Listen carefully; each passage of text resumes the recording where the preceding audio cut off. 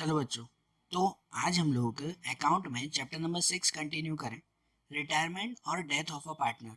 देखो, इस चैप्टर में हमने जहाँ तक के क्वेश्चंस देखे थे ना, आज हम लोग फाइनल एक्सरसाइज का आगे का क्वेश्चन नंबर 8 देखें। आपके टेक्स्ट बुक आपके साथ में रखो कि उसमें क्वेश्चन देखते जाएं और इसमें सॉल्व करते जाएं।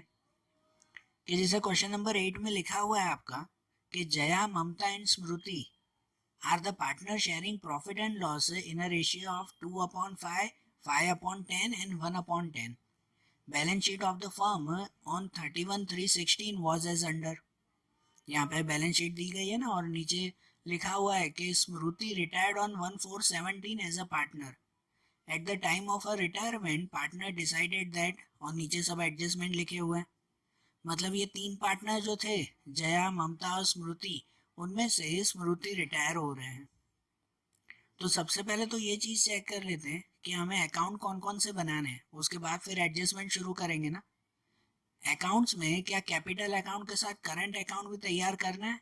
तो हाँ, करना है। यहाँ बैलेंस शीट में देखो, कैपिटल के साथ करंट अकाउंट भी दिया हुआ है, तो इसका मतलब वो भी हमें बनाना पड़ेगा ना। मतलब इस सम में हमें 5 अकाउंट तैयार करने हैं। सबसे पहले तैयार होगा रिवैल्यूएशन अकाउंट, उसके बाद बनेगा partners capital account. Capital account छोटा सा ही बनेगा, इसमें जया, ममता और स्मृति, वो तीनों के नाम लिखेंगे ना। उसके बाद बनेगा पार्टनर्स करंट अकाउंट, जिसके अंदर भी इन तीनों पार्टनर्स के नाम जया, ममता और स्मृति। करंट अकाउंट थोड़ा बड़ा बनाएंगे। उसके बाद कैश अकाउंट बनेगा, और कैश अकाउंट के बाद आखिरी में बैलेंस शीट तैयार होगा। बरोबर, ऐसे होगा ना ये। और उनके बाद फिर ये एक एक करके एडजस्टमेंट देखते जाएं। सबसे पहले कि जैसे पहला एडजस्टमेंट इसमें दिया हुआ है कि 4,000 is outstanding for rent payable, कि हमें रेंट पे करना है 4,000 का जो बाकी है। तो यहाँ ऊपर बैलेंस शीट में कहीं पर भी रेंट दिया हुआ है? नहीं दिया हुआ है ना। मतलब ये एक्स्ट्रा इन्फॉर्मेशन है हमारी कि 4,000 रुपये रेंट के पे करने बाकी हैं। तो इनकी एंट्री कहाँ आती है कि सबसे पहले तो हमें पे करना बाकी है, मतलब वो बैलेंस शीट में लिखा जाएगा ना, बैलेंस शीट की लायबिलिटी में। ये जो बैलेंस शीट में यहाँ लायबिलिटी साइड पे लिखते हैं कि आउटस्टैंडिंग रेंट, कि हमें रेंट पे करना बाकी है। तो इसलिए पहली एंट्री तो यही आएगी कि जहाँ पर लिखेंगे आउटस्टैंडिंग रेंट, ऊपर थोड़ा गैप छोड़कर फिर आउटस्टैंडिंग रेंट कितना लिखेंगे, 4,000 रुपीज़। और दूसरी एंट्री इसकी कहाँ पे आएगी? एडजस्टमेंट है तो दूसरी एंट्री भी चाहिए ना। दूसरी एंट्री आएगी रीवैल्यूएशन के डेबिट में, क्योंकि ये पे करना बाकी है, मतलब एक तरह का हमारा नुकसान ही कहलाया ना ये। बराबर ना। तो रीवैल्यूएशन के डेबिट में ऐसे लिखेंगे।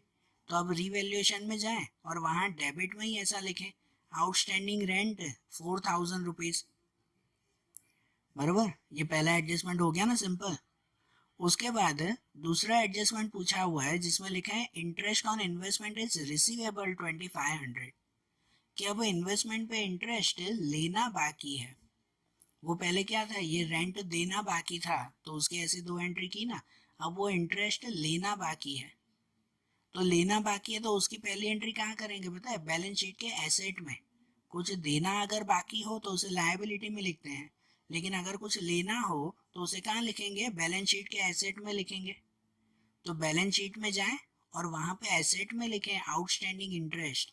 आउटस्टैंडिंग ही लिखेंगे ना कि भाई ये इंटरेस्ट मिलना बाकी है, रिसीवेबल है। कितना लिखेंगे? 2,500 रुपीज़।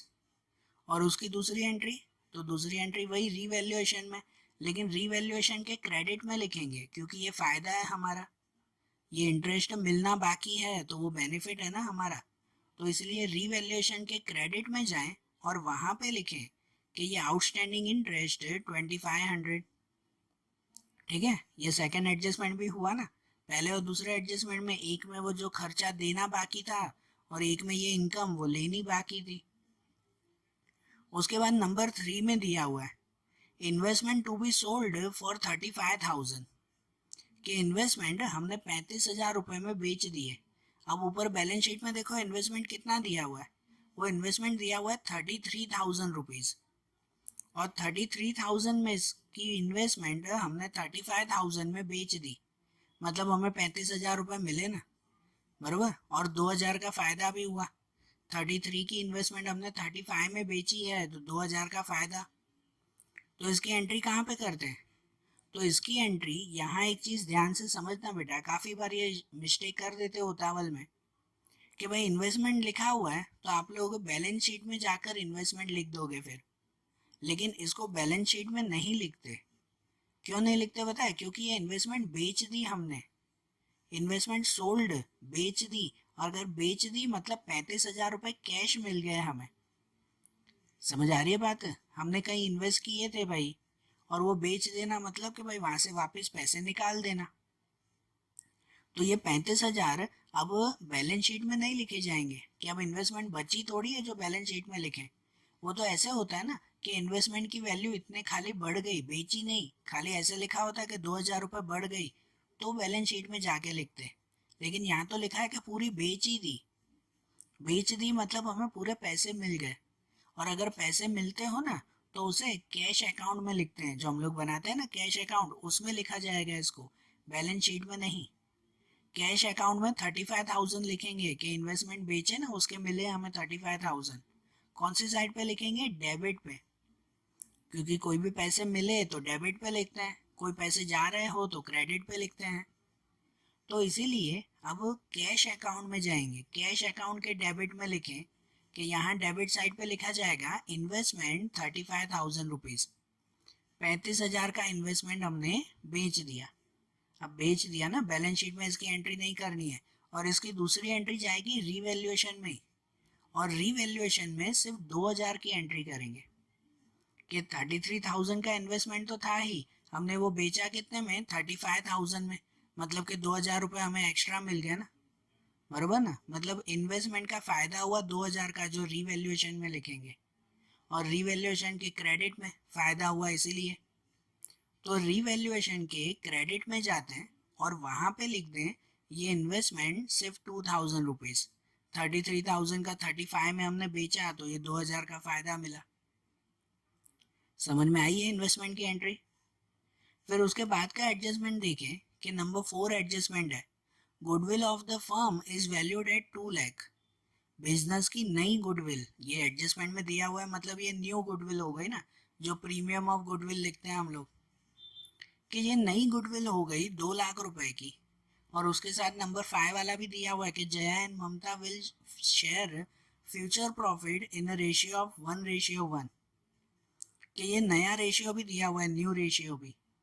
तो अब गुडविल की वही काउंटिंग जो हम लोग हमेशा करते हैं कि हमें इसमें अगर गुडविल बांटनी है तो गेन रेशियो में बांटते हैं। तो पहले तो गेन रेशियो ढूंढे ना, और उससे पहले ये ढूंढे कि भाई ये 2 लाख रुपए की पूरी गुडविल है, तो इस गुडविल में जो रिटायर हो रहे हैं, कौन रिटायर हो रहे हैं? स्मृति। तो स्मृति का हिस्सा कितना, पहले तो वो फाइंड कर लेना कि उसका हिस्सा कितना है। तो देखो इसकी कैलकुलेशन कैसे करेंगे, ध्यान से समझना। तो यहाँ रफ में इसकी कैलकुलेशन लिखी हुई है कि सबसे पहले ये जो 3 पार्टनर हैं कि जया, ममता और स्मृति, के इन 3 पार्टनर में से इनका ओल्ड और न्यू रेशियो दिया हुआ है। अब यहाँ खाली आपको थोड़ा सा लॉजिकली दिया हुआ है, और ये लॉजिक समझना बेटा कि ये जो ओल्ड रेशियो दिया हुआ है ना, वो आपको ओल्ड रेशियो अपॉन में दिया हुआ है कि नहीं? यहाँ अपॉन में दिया हुआ है कि जैसे जया में 2/5, ममता में 5/10 और स्मृति में 1/10। लेकिन अपॉन का क्या काम, हमें तो ये पूरा रेशियो चाहिए होता है ना। तो इस पर से कंप्लीट रेशियो कैसे ढूंढते हैं कि ये जो अपॉन में अगर सब, ये फ्रैक्शन में अगर सब ये नंबर्स दिए हुए हो ना, तो इन सब के डिनोमिनेटर इक्वल कर देते हैं। क्या कर देते हैं? डिनोमिनेटर इक्वल कर देते हैं, कि अगर इनके सब के डिनोमिनेटर्स, नीचे के नंबर सब इक्वल हो गए ना, तो ऊपर वाला हमारा रेशियो कहलाता है। ठीक है, हमेशा ऐसे ही करते हैं कि अगर डिनोमिनेटर इक्वल हो गए मतलब ऊपर का रेशियो कहलाया। अब डिनोमिनेटर में इन दोनों के डिनोमिनेटर तो 10-10 इक्वल हैं, इसका डिनोमिनेटर 5 है, बराबर? इनमें डिनोमिनेटर 5 दिया हुआ है तो इस 5 को 10 बना देना। इन दोनों में भी तो डिनोमिनेटर 10-10 दिया हुआ है तो इसको भी 10 बना दे।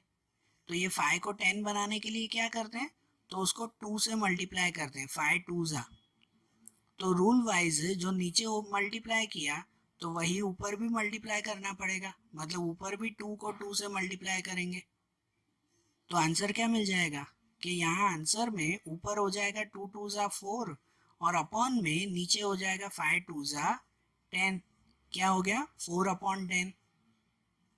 मतलब अब ये भी 10 हो गया, ये भी अपॉन में 10 और ये भी अपॉन में 10। तो अब जो ऊपर के नंबर मिले ना, ये 4 5 और 1, तो ये हमारा रेशियो कहलाया।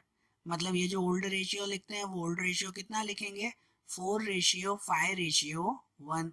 और तीनों का प्लस भी तो ये अपॉन में 10 ही मिलता है ना, 4 + 5 + 1 ये 10 ही हुआ ना, बराबर। तो जब भी ऐसे अपॉन में दिया हुआ हो ना, फ्रैक्शन में अगर आपको दिया हुआ हो, तो उसको अगर रेशियो में ढूंढना हो तो सिर्फ डिनोमिनेटर इक्वल कर दिया करो, तो उसके बाद न्यूमरेटर में जो भी नंबर्स हैं वो नंबर हमारा रेशियो कहलाता है। ठीक है, तो ये ओल्ड रेशियो मिल गया 4:5:1। और न्यू रेशियो, तो न्यू रेशियो जया और ममता का दिया हुआ है 1:1। स्मृति तो रिटायर हो गए ना। ठीक है, तो अब इनकी गुडविल अगर काउंट करें ना, तो यहाँ पर goodwill of the firm 2 lakh है, पूरे 2 लाख की गुडविल है यहाँ पर। तो उसमें से स्मृति जो रिटायर हो रहे हैं उसका हिस्सा अगर ढूंढे कि शेयर ऑफ स्मृति, तो ये 2 लाख मल्टीप्लाई स्मृति का शेयर कितना है, तो उसका प्रॉफिट शेयर 1 है ना, 1 और अपॉन में 10। यहाँ ऊपर भी लिखा हुआ है ये 1/10 उसका हिस्सा है। मतलब कि ये 2 लाख मल्टीप्लाई 1/10, तो 2 लाख मल्टीप्लाई 1/10 तो कितना हो जाएगा 20,000। मतलब स्मृति के हिस्से की गुडविल वो 20,000 रुपये है।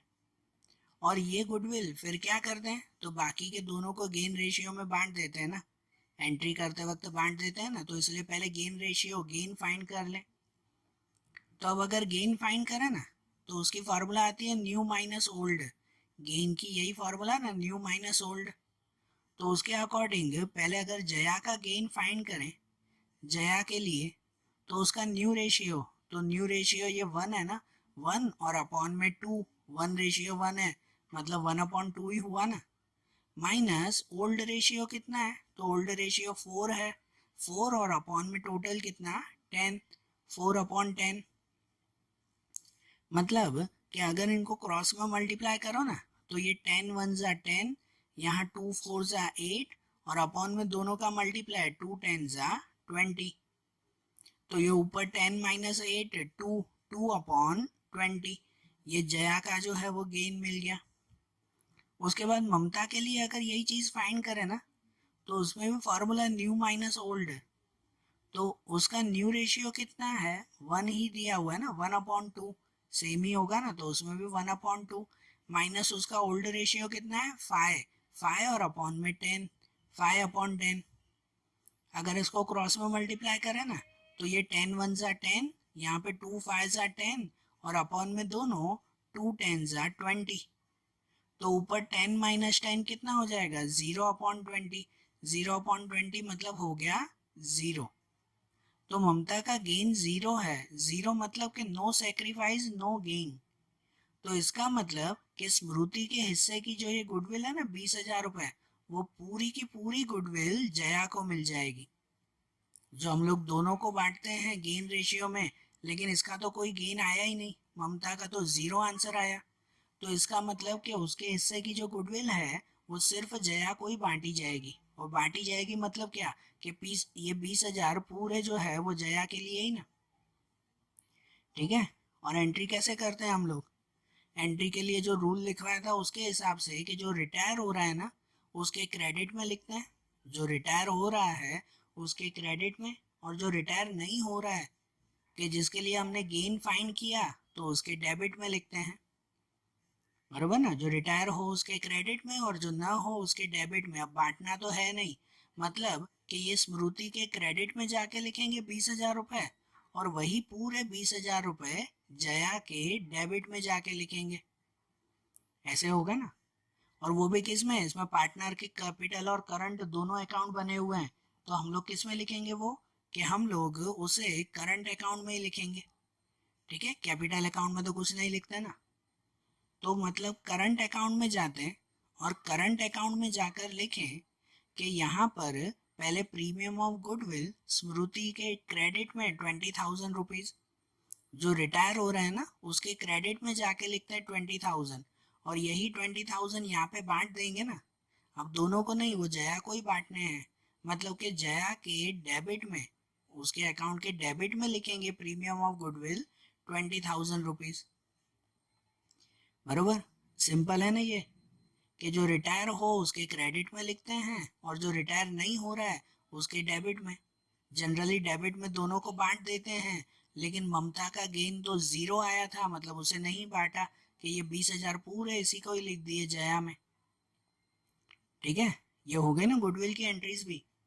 मतलब कि ये एडजस्टमेंट हमारे कंप्लीट हुए। अब ऊपर बैलेंस शीट में चेक करते जाए, बैलेंस शीट में तो जो जो चीज़ें दी गई है उसकी सीधी एंट्री करते जाए। कि जैसे सबसे पहले क्रेडिटर्स, तो क्रेडिटर कहाँ लिखते हैं, बैलेंस शीट की लायबिलिटी में। यहाँ लिखा हुआ ही है ना लायबिलिटी में, तो बैलेंस शीट की लायबिलिटी में जाते हैं और वहां पे लिखते हैं ये क्रेडिटर 90,000 रुपीज। उसके बाद जनरल रिजर्व, तो जनरल रिजर्व क्या करते हैं, वो लिखते नहीं है, वो पार्टनर्स को बांट देते हैं। वो तीनों पार्टनर को बांट दिए जाएंगे। कहाँ बांटेंगे, तो करंट अकाउंट के क्रेडिट में। लायबिलिटी की कोई भी चीज क्रेडिट साइड पे बांटते हैं, तो करंट अकाउंट यहाँ बनाया ना हमने, तो करंट अकाउंट के क्रेडिट में जाए और उसमें ये जनरल रिजर्व 70,000 बांट देंगे। कौन से रेशियो में बांटेंगे, तो ओल्ड रेशियो। ओल्ड रेशियो जो हमने ढूंढा था ना, कितना था, 4:5:1, 4:5:1 का रेशियो था। तो उसके हिसाब से तीनों पार्टनर को बांट दिया जाएगा ना क्रेडिट में। अब ये रेशियो में बांटना आपको आता है ना, 4/10, 5/10, 1/10 से मल्टीप्लाई कर देंगे 70,000 को। तो इसका मतलब कि करंट अकाउंट में जाते हैं और करंट अकाउंट में यहाँ क्रेडिट साइड पे लिखते हैं कि जनरल रिजर्व, और ये तीनों को बांट दिया जाएगा। जया के लिए 28,000, ममता के लिए 35,000 और स्मृति के लिए 7,000 रुपीज। ये हो गया जनरल रिजर्व तीनों का। उसके बाद दिया हुआ है कैपिटल अकाउंट, टेक्स्ट बुक में दिया हुआ ना आगे कैपिटल अकाउंट। और ये कैपिटल अकाउंट कहाँ लिखते हैं, तो ये कैपिटल अकाउंट लिखा जाता है कैपिटल अकाउंट में ही, स्टार्टिंग में बैलेंस लिखते हैं ना हम लोग। तो मतलब कैपिटल अकाउंट के क्रेडिट में जाएं और वहां पे स्टार्टिंग में लिख दें ये बैलेंस ब्रॉड फॉरवर्ड, कि जया में 2 लाख, ममता में 1 लाख और स्मृति में 90,000 रुपीज। ये हो गया कैपिटल अकाउंट। और कैपिटल अकाउंट के बाद करंट अकाउंट दिया हुआ है। करंट अकाउंट फिलहाल दो का ही दिया हुआ है, जया और ममता, तो उन्हीं दो में ही लिखेंगे ना करंट अकाउंट का स्टार्टिंग का बैलेंस। और ये लायबिलिटी में है, मतलब क्रेडिट साइड पे जाके लिखेंगे कि अब करंट अकाउंट में जाए और करंट अकाउंट में क्रेडिट साइड पे ऊपर लिखें ये बैलेंस ब्रॉड फॉरवर्ड, कि ये balance brought forward current account का दो का ही दिया हुआ है, सिर्फ जया और ममता का। कितना, तो ये जया में 26,000 और ममता में 14,000 रुपीज। ऐसे आ जाएगा ना, बराबर। करंट अकाउंट के बाद दिया हुआ है बेड डेब रिजर्व, कि 10,000 दी गई है बेड डेब रिजर्व। अब बेड डेब रिजर्व बांटते नहीं है हम लोग, वो तो डेप्टर्स पे गिनी जाती है ना, उसे बांटी नहीं जाती। तो इसलिए bad debt reserve directly balance sheet की लायबिलिटी में लिखेंगे। यहाँ लायबिलिटी में दी गई है ना, तो आप लोग डायरेक्ट लायबिलिटी में ही लिखो। मतलब बैलेंस शीट की लायबिलिटी में जाते हैं और वहां पे लिख दें कि ये बेड डेब रिजर्व 10,000 रुपीज। ये हो गई उसकी बेड डेब रिजर्व। उसके बाद अब बैलेंस शीट में एसेट साइड पे देखें, एसेट साइड पे जो जो चीजें दी गई है, जैसे कि सबसे पहले गुडविल दी गई है 30,000 रुपीज। तो ये जो गुडविल दी गई है ये पुरानी गुडविल, पुरानी गुडविल क्या करते हैं, पार्टनर्स को बांट देते हैं ना, पुराने पार्टनर्स को ही बांट देते हैं। कैसे बांटते हैं, ओल्ड रेशियो में, डेबिट साइड पे, और वो भी करंट अकाउंट में। मतलब कि पार्टनर्स के करंट अकाउंट में जाएं और वहां डेबिट साइड पे, अब एसेट की कोई भी चीज अगर बांटनी हो या लिखनी हो तो वो डेबिट साइड पे ही लिखते हैं। ये रूल बार बार बता रहा हूँ और याद रखना, बैलेंस शीट में एसेट की कोई भी चीज बांटनी हो या तो फिर वहां पे लिखनी हो तो वो डेबिट पे लिखते हैं, और लायबिलिटी की कोई भी चीज बांटनी हो या लिखनी हो ना तो उसे क्रेडिट साइड पे लिखते हैं। तो यहाँ जो गुडविल एसेट में दी गई है तो उसे यहाँ डेबिट साइड पे ही बांटेंगे ना। कौन से रेशियो में, 4:5:1, उसी रेशियो में। तो 30,000 की गुडविल जो है वो तीनों को बांट दी जाएगी, कि जिसमें जया में 12,000, ममता में 15,000 और स्मृति में 3,000 रुपीज। ऐसे ये गुडविल बांट दी। उसके बाद एसेट में दिया हुआ है बिल्डिंग, गुडविल के बाद बिल्डिंग की एंट्री है 2,82,000। बिल्डिंग कहाँ पर लिखते हैं हम लोग, तो बिल्डिंग लिखते हैं बैलेंस शीट के एसेट में। तो बैलेंस शीट के एसेट में चले जाएं और वहां डायरेक्ट लिखे ना कि ये बिल्डिंग 2,82,000 रुपीज हो गई बिल्डिंग की एंट्री। बिल्डिंग के बाद दूसरा दिया हुआ है मशीनरी 1,45,000। तो मशीनरी भी कहाँ लिखेंगे, यही एसेट में ही ना, बिल्डिंग के नीचे ही लिखें ये मशीनरीज। तो उसके नीचे ही लिखें कि ये मशीनरी 1,45,000 रुपीज। उसके बाद इन्वेस्टमेंट, तो इन्वेस्टमेंट नहीं लिखेंगे, इन्वेस्टमेंट तो बेच दिया ना हमने, बराबर ना, तो वो तो बेच दिया, इन्वेस्टमेंट यहाँ नहीं लिखा जाएगा। उसके बाद क्या है, तो वो स्टॉक, स्टॉक 20,000 रुपीज वो यहाँ पे लिखेंगे। मतलब उसके बाद यहीं पर ही ये स्टॉक लिखें, कितना, 20,000 रुपीज, ये लिख दिया ना। उसके बाद दिया हुआ है डेप्टर्स, तो डेप्टर्स दिए हुए हैं 50,000, वो भी यहीं पर ही आएंगे स्टॉक के नीचे। तो यहीं पर ही अब स्टॉक के बाद लिखें ये डेप्टर्स, के डेप्टर्स 50,000 रुपीज़। उसके बाद दिया हुआ लोन टू स्मृति। अब यहाँ पर स्मृति को दी हुई लोन है, एसेट में है ना, मतलब कि हमने कोई पार्टनर को लोन दी है, स्मृति पार्टनर है ना जो रिटायर भी हो रहे हैं, ये हमने उनको लोन दी थी। तो देखो पार्टनर की कोई भी लोन हो ना, तो वो इस वक्त कैपिटल या करंट अकाउंट में ही लिखते हैं। यहाँ पे हमने करंट अकाउंट बनाया है, तो करंट अकाउंट में ही उस पार्टनर की लोन लिखेंगे। और कहाँ पे लिखेंगे, डेबिट साइड पे। क्यों डेबिट पे, क्योंकि एसेट की कोई भी चीज़ होती है ना, यहाँ पे लोन टू स्मृति कहाँ दिया हुआ है, एसेट में दिया हुआ है। तो एसेट की कोई भी चीज़ होती है ना, तो वो कैपिटल या करंट अकाउंट के डेबिट में ही जाती है। मतलब ये लोन टू स्मृति वो हम लोग स्मृति के करंट अकाउंट के डेबिट में लिखेंगे। तो मतलब करंट अकाउंट में जाएं और वहाँ पे ये डेबिट में लिखें लोन टू स्मृति, एस लिखा हुआ है, मतलब लोन टू स्मृति कितना, तो ये 30,000 रुपीज़। उसके बाद current account, current account of Smriti, Smriti का करंट अकाउंट है, तो इसका मतलब ये तो करंट अकाउंट का स्टार्टिंग का बैलेंस ना, यही तो करंट अकाउंट हम लोग बना रहे हैं ना, कि उसमें स्टार्टिंग का बैलेंस ये है। होता है ना कि करंट अकाउंट में किसी का डेबिट बैलेंस दिया हुआ होता है, किसी का क्रेडिट बैलेंस। वहाँ लायबिलिटी में करंट अकाउंट में जया और ममता का दिया हुआ था ना 26,000 और 14,000 था ना टेक्स्ट बुक में, ऐसा वो लायबिलिटी साइड दिया हुआ था। और ये एसेट साइड पे दिया हुआ है, मतलब ये उसका डेबिट बैलेंस है। लायबिलिटी का बैलेंस था जया और ममता का, तो वो यहाँ पे लिखा था ना क्रेडिट में बाय बैलेंस, ठीक है, बैलेंस ब्रॉड फॉरवर्ड करके। और ये जो स्मृति का एसेट में दिया हुआ है, तो वो यहाँ स्टार्टिंग में लिखेंगे, यहाँ पे स्टार्टिंग में लिखेंगे स्मृति का बैलेंस, के बैलेंस ब्रॉड फॉरवर्ड 10,000 रुपीज़। तो मतलब यहीं पर ही अब ये स्मृति का बैलेंस लिखें कि बैलेंस ब्रॉड फॉरवर्ड कितना लिखेंगे उसमें, ये 10,000 रुपीज़। बराबर हो गई ना सब एंट्रीज। अब क्या किया जाए, तो अब इनकी क्लोजिंग की जाए, एक एक करके इसको क्लोज करें। सबसे पहले क्या क्लोज करेंगे, तो रीवैल्यूएशन अकाउंट।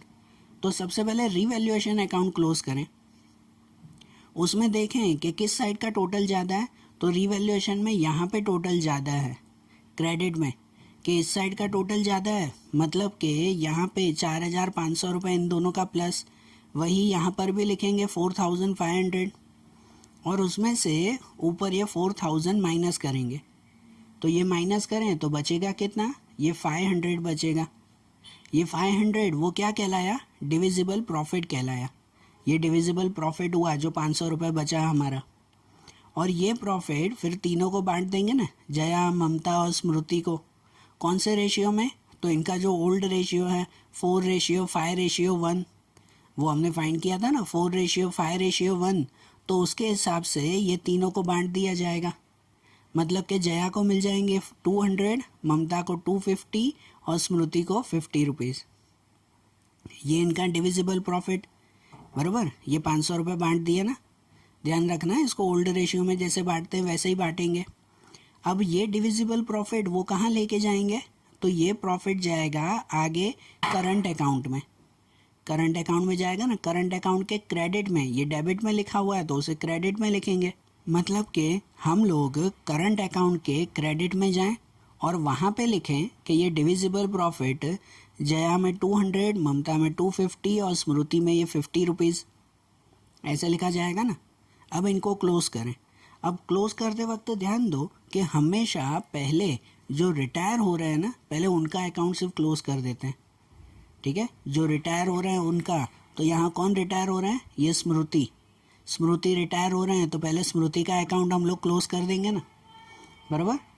और ये करंट अकाउंट क्लोज करके कहाँ लेके जाएंगे, वो भी एक चीज़ ध्यान रखना, क्योंकि देखो इसमें करंट और कैपिटल दो अकाउंट है। मतलब कि जो रिटायर हो रहे हैं उनके ये दोनों अकाउंट पहले क्लोज करने पड़ेंगे ना हमें। चलो पहले करंट अकाउंट तो क्लोज करें, फिर इसकी ये मेथड बताता हूँ।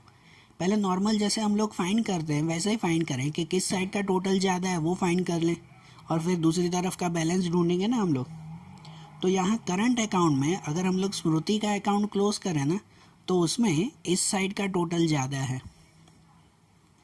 यहाँ टोटल ज़्यादा है कि इसका टोटल आया 43,000 रुपीज़, और वही टोटल यहाँ पर भी लिखेंगे 43,000, और ये 43,000 में से ये ऊपर के अमाउंट माइनस करेंगे, और ये माइनस करो तो बचेगा ये 15,950 रुपीज़, ठीक है। ये स्मृति का इतना बैलेंस बचा ना।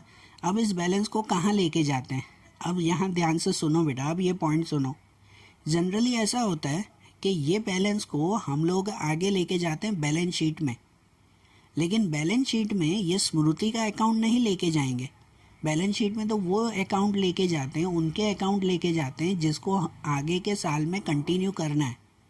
जैसे कि जया और ममता, ये दो पार्टनर जो हैं, इनका अकाउंट, इनका जो बैलेंस बचेगा ना यहाँ करंट अकाउंट में, उसको आगे लेके जाएंगे बैलेंस शीट में, क्योंकि ये तो फिर आगे का साल भी कंटिन्यू करेंगे ना।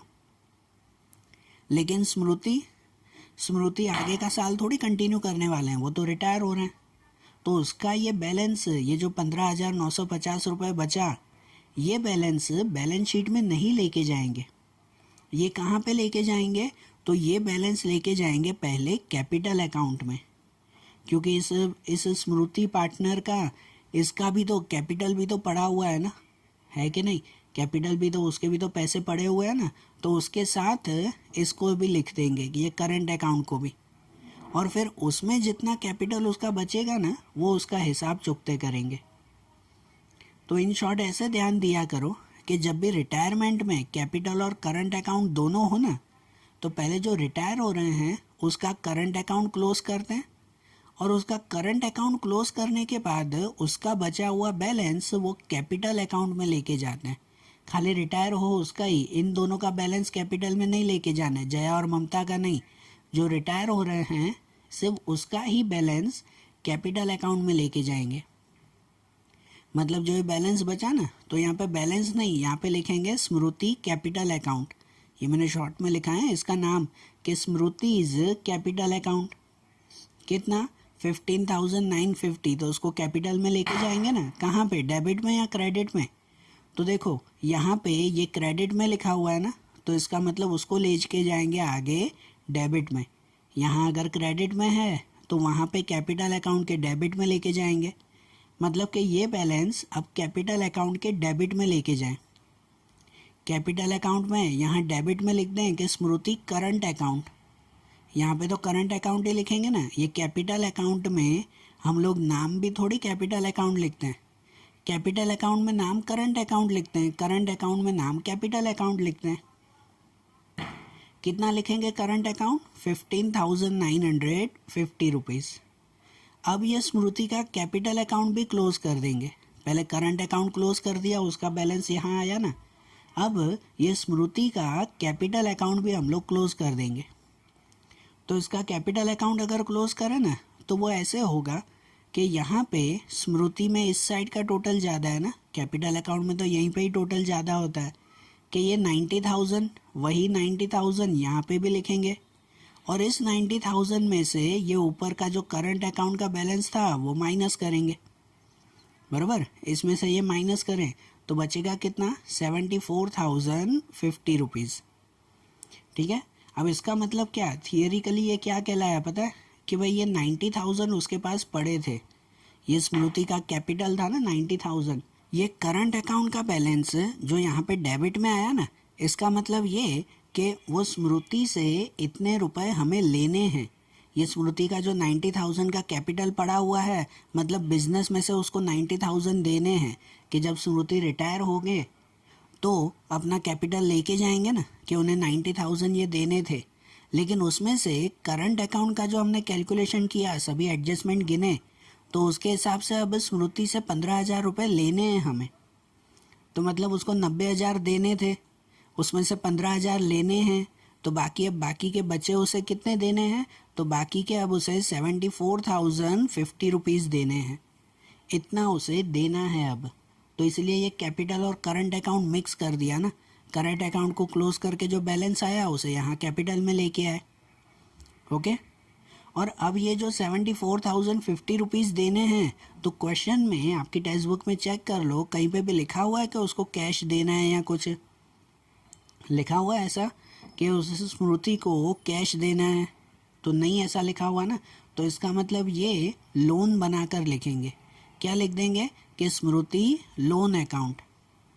क्यों लोन करके लिखेंगे? क्योंकि अभी उसे फ़िलहाल कुछ कैश दिया नहीं है, भाई बाद में देंगे अगले साल या कुछ महीने बाद, कि अभी उसे कोई पैसे नहीं दिए, तो इसलिए ये पूरी अमाउंट लोन बनाकर लिख देंगे। मतलब टोटल स्मृति को इतने रुपए देने हैं, तो जिससे उसका अकाउंट क्लोज हो जाएगा, उसका हिसाब चुकते सब, बराबर ऐसे ना। और अब ये लोन कहाँ पर लिखेंगे? ये लोन की एंट्री कहाँ? तो उसकी एंट्री जाती है कहाँ पे? बैलेंस शीट की लायबिलिटी में। ये लोन है वो तो बिजनेस को उसे पे करना है ना, तो ये लायबिलिटी हुई, तो इसलिए ये जो अमाउंट बची उसे बैलेंस शीट की लायबिलिटी में लिखेंगे। यहाँ पे लिखें स्मृतिज लोन 74,050 रुपीज़। ओके, ऐसे लिखा जाएगा ना। तो इस तरह से पहले जो रिटायर हो रहे थे उसका अकाउंट हमने क्लियर कर दिया, करंट अकाउंट पहले क्लोज किया। ध्यान रखना है बेटा ये प्रोसेस कि पहले करंट अकाउंट क्लोज किया, करंट अकाउंट को क्लोज करके कैपिटल में लेके गए, और फिर कैपिटल में जो बैलेंस बचा वो बैलेंस यहाँ पे लेके आए लोन बनाकर। ठीक है ना। ये जब करंट अकाउंट बना हुआ हो ना, तो ये दो प्रोसेस करते हैं, करंट अकाउंट का बैलेंस कैपिटल में लेके जाते हैं। नहीं तो सिर्फ कैपिटल अकाउंट ही अगर बनाना हो तो खाली उसी को ही क्लोज करके यहाँ पे लोन लिख देते हैं ना हम लोग, बराबर ना। तो ये ध्यान रखना प्रोसेस में। अब ये तो क्लोज हो गया, जो रिटायर हो रहे हैं उसका अकाउंट ख़त्म हो गया। अब जो बाकी के दो पार्टनर है अब उनका अकाउंट क्लोज करें ना, वो तो नॉर्मल जैसे हमेशा करते हैं। सबसे पहले कौन सा क्लोज करेंगे उनका अकाउंट? तो करंट अकाउंट क्लोज करेंगे। तो मतलब अब फिर से करंट अकाउंट में जाएं और उनका अकाउंट क्लोज करें।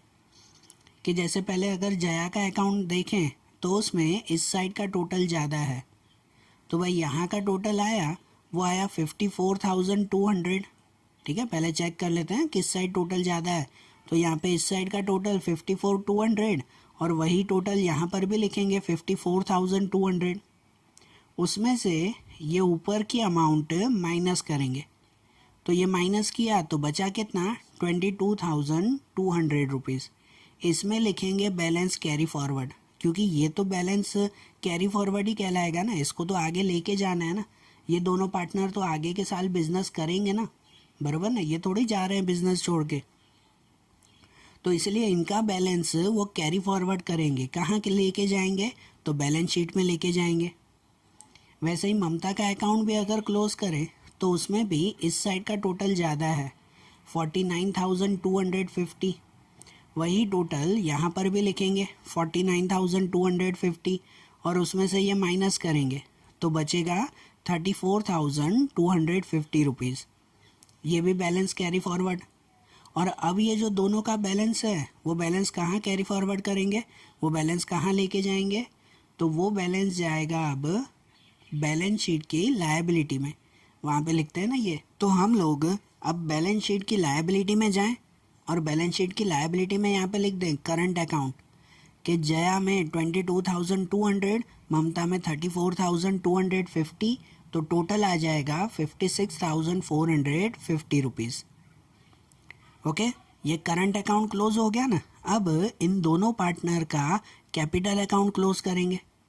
करंट अकाउंट क्लोज हो गया, अब कैपिटल अकाउंट, मतलब अब कैपिटल अकाउंट में जाएं और वहाँ पे इन दोनों पार्टनर का अकाउंट क्लोज करें।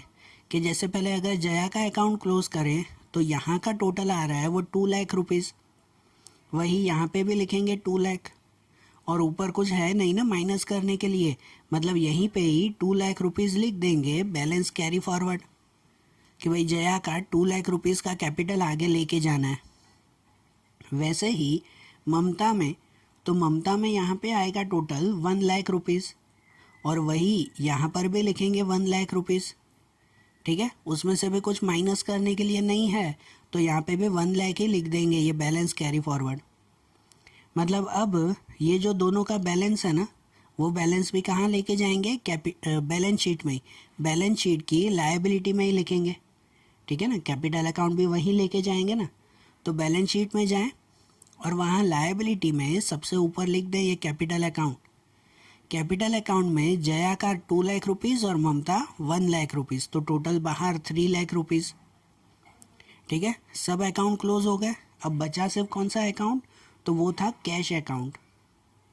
आखिरी में वही बचा ना सिर्फ। तो अगर कैश अकाउंट को क्लोज करें तो देखो कैश अकाउंट में खाली ये इन्वेस्टमेंट के ही थे 35,000 रुपये, और कुछ था ही नहीं। ठीक है, स्टार्टिंग का बैलेंस भी इस सब में नहीं दिया हुआ था, तो हम ये 35,000 ही क्लोज कर देना कि भाई यहीं पे ही लिखें ये 35,000, ये टोटल उतना ही, टोटल यहाँ पर भी 35,000, और उसमें से कोई माइनस नहीं, ये बैलेंस कैरी फॉरवर्ड भी उतना ही लिखेंगे 35,000 रुपीज़। बराबर, ऐसे आ जाएगा ना। तो ये भी 35,000 वो कहाँ लेके जाएंगे, बैलेंस शीट के एसेट में, और फिर बैलेंस शीट को क्लोज कर दें। मतलब बैलेंस शीट के एसेट में जाएं और वहाँ पे लिख दें ये कैश अकाउंट, कितना, 35,000 रुपीज़। और ये जो लिख दिया हमने कैश अकाउंट, तो फिर इसका टोटल कर दें कि बैलेंस शीट में इस साइड का टोटल, लायबिलिटीज़ का टोटल आ जाएगा ये 5,34,500 रुपीज़। और उतना ही फिर यहाँ एसेट साइड का टोटल कर दे अगर, तो 5,34,500 रुपीज़। बराबर, अगर दोनों का आंसर करेक्ट आया, इक्वल आ गया, मतलब आपका सम करेक्ट है। ठीक है, समझ आई ये बात। और देखो आज जैसे हमने ये सम देखा ना, अब ऐसे ही इनके दूसरे क्वेश्चंस हम लोग अगले वीडियोस में देखेंगे। Okay, thank you.